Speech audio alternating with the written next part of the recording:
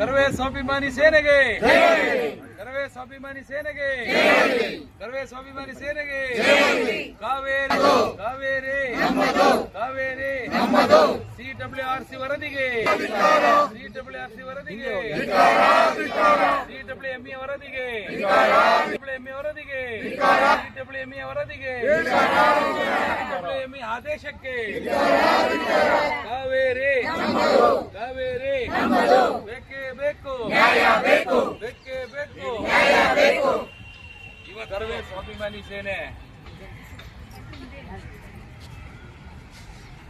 ಏನಿವತ್ತು CWRC ವರದಿ ಮಾಡಿತ್ತು, ಅದನ್ನು ಸಹ CWME ಒಂದು ಈ ಕಾವೇರಿ ನೀರು ನಿರ್ವಹಣಾ ಏನೊಂದು ಈ ಆ CWRC ಈ ವರದಿಯನ್ನ CWME ಎತ್ತಿ ಹಿಡಿದಿದೆ.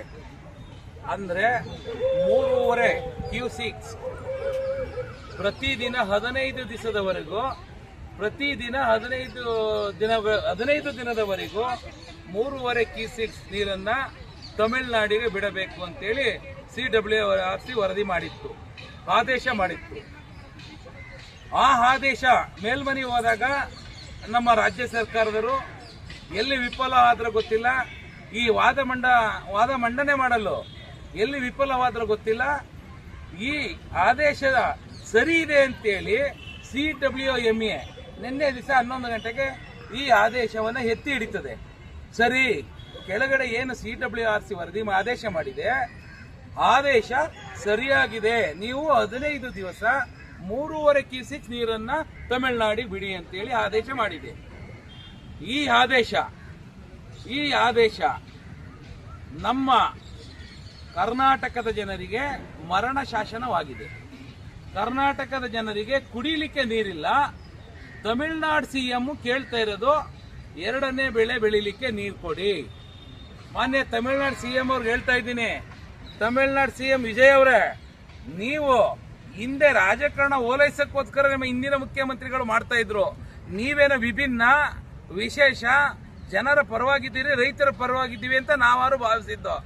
ಆದ್ರೆ ನೀವು ಕರ್ನಾಟಕದಲ್ಲೂ ತಮಿಳಿಗರ ಅವರೇ, ಕರ್ನಾಟಕದಲ್ಲೂ ಬೇರೆ ಬೇರೆ ರಾಜ್ಯದವರು ಅವರೇ, ಕರ್ನಾಟಕದವ್ರಿಗೂ ಅದು ವಿಶೇಷವಾಗಿ ಬೆಂಗಳೂರಿನವ್ರಿಗೆ ಕುಡಿಲಿಕ್ಕೆ ನೀರಿಲ್ಲ. ನೀವು ಅದು 3.5 ಕ್ಯೂಸಿಕ್ಸ್ ನೀರನ್ನು ಕೇಳ್ತಾ ಇದ್ದೀರಿ. ಈ 3.5 ಕ್ಯೂಸಿಕ್ಸ್ ನೀರು ಬಿಟ್ರೆ ಸುಮಾರು 4.5 TMC ನೀರಿದೆ. ಅದರಲ್ಲಿ 10 TMC ಕಾವೇರಿನಲ್ಲಿರೋದು, 2-3 TMC ಡೆಡ್ ಸ್ಟೋರೇಜು. ನಮಗೇನಾದ್ರು ಈ ವರ್ಷ ನಿಮಗಾದ್ರೆ ಇನ್ನು 2 ತಿಂಗಳಲ್ಲಿ ಮಳೆ ಬರುವ ಎಲ್ಲ ಸಮೀಕ್ಷೆಗಳು ನಿಮಗೆ ಇನ್ನು ಮುಂದಿನ ತಿಂಗಳು ಮಳೆ ಬರ್ತದೆ, ಆಗಸ್ಟ್ ತಿಂಗಳು ಅಂತ ಹೇಳ್ತಾ ಇದ್ದಾರೆ. ನಮಗೆ ಈಗ ಬರಬೇಕಾದ ಮಳೆ ವಿಫಲವಾಗಿದೆ, ನಮಗೆ ಮಳೆ ಬಂದಿಲ್ಲ. ನೀವು ನೀರು ಬಿಡಿ ಅಂತ ಹೇಳಿ ಆಗ್ತಾ ಇದ್ದೀರಿ. ಈ ಒತ್ತಡಕ್ಕೇನಾದ್ರೂ ಒಳಗಾಗಿ ಮಾನ್ಯ ಮುಖ್ಯಮಂತ್ರಿಗಳು ಅವರ ನಾಯಕರಾದ ರಾಹುಲ್ ಗಾಂಧಿ ಅವರು ಏನು ಬೆಂಬಲ ಕೊಟ್ಟಿದ್ದರಲ್ಲಿ ಅದನ್ನೇನಾರವ ಇವರು ಅವರ ಒತ್ತಡಕ್ಕೇನಾದ್ರೂ ಒಳಗಾಗಿ ಕಾವೇರಿ ನೀರ ಏನಾದ್ರೂ ಬಿಟ್ಟಿದ್ದೇ ಆದ ಪಕ್ಷದಲ್ಲಿ ಕರವೇ ಸ್ವಾಭಿಮಾನಿ ಸೇನೆ ಹಂತವಾಗಿ ಇಡೀ ರಾಜ್ಯದಲ್ಲಿ ಉಗ್ರ ಹೋರಾಟ ಮಾಡ್ತದೆ. ಕೊನೆ ಅಸ್ತ್ರ ಏನಾದ್ರೂ ಯಾವುದಕ್ಕೂ ಮಣಿದೆ ಹೋದ ಪಕ್ಷದಲ್ಲಿ ಕರ್ನಾಟಕದ ಜನ ಕಾವೇರಿಗೋಸ್ಕರನೇ, ಅದು ವಿಶೇಷವಾಗಿ ಬೆಂಗಳೂರಿಗರಿಗಂತೂ ಕುಡಿಲಿಕ್ಕೆ ಬಹಳ ತೊಂದರೆ ಆಗ್ತದೆ, ಕುಡಿಲಿಕ್ಕೆ ನೀರಿಲ್ದಂಗ ಆಗ್ತದೆ. ಹಾಗಾಗಿ ಮಾನ್ಯ ವಿಜಯ್ ಅವರು, ನೀವೇನೋ ಬರ್ತೀವಿ ನಾಳೆ ಅಂತ ಏನ್ ನಮ್ಮ ಸಮೀಕ್ಷೆ ಇದೆ, ನಾಳೆ ಬಂದು ವಿಧಾನಸೌಧ ನೋಡೋದಲ್ಲ, ಬಂದು ನೀವು ಕಾವೇರಿಗೆ ನೋಡಿ, ಕಾವೇರಿನಲ್ಲಿ ಎಷ್ಟು TMC ಇದೆ ನೋಡಿ, ನಿಮಗೇನಾದ್ರೂ ಬೇಕು ಅಂತ ಇದೆಯಾ? ಅದು ಅಲ್ಲದೆ ಈ ಸರ್ಕಾರಗಳು ಕಾವೇರಿ ತೀರ್ಮಾನ ಮಾಡದೆ ಇಲ್ಲಿವರೆಗೂ ಮೀನಮೇಷವನ್ನ ಎಣಿಸಿ ಜೀವಂತವಾಗಿ ಇಟ್ಟಿದ್ದಾವೆ. ಇದು ಶಾಶ್ವತ ಪರಿಹಾರ ಯಾವಾಗ? ಇದಕ್ಕೆ ಯಾಕೆ ಎಲ್ಲ ಸರ್ಕಾರಗಳು ಶಾಶ್ವತ ಪರಿಹಾರವನ್ನ ಕಂಡು ಹಿಡಿಯಲು ವಿಫಲಗಳಾಗ್ತಾ ಇದ್ದಾವೆ? ಯಾವ ಸುಮಾರು ಬಂಗಾರಪ್ಪ ಪೀರಿಯಡ್ ಇಂದ ಇರಬಹುದು, ಎಲ್ಲ ಹಿಂದೆ ನಿಜಲಿಂಗಪ್ಪ ಪೀರಿಯಡ್ ಇಂದ ಇರಬಹುದು, ಎಲ್ಲರ ಪೀರಿಯಡ್ನಲ್ಲೂ ಈ ಸಮಸ್ಯೆ ನೀರಿಲ್ದಾಗ ಇದು ಆಗ್ತಾ ಇದೆ. ನೀನು ಮೇಕೆದಾಟು ಯೋಜನೆ ಅಂತ ಹೇಳಿದ್ರಿ.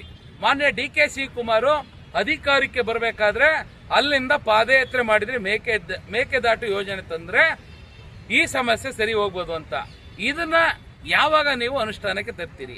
ಈ ಅನುಷ್ಠಾನಕ್ಕೆ ತರಲು ಯಾಕೆ ವಿಫಲವಾಗಿದ್ದೀರಿ?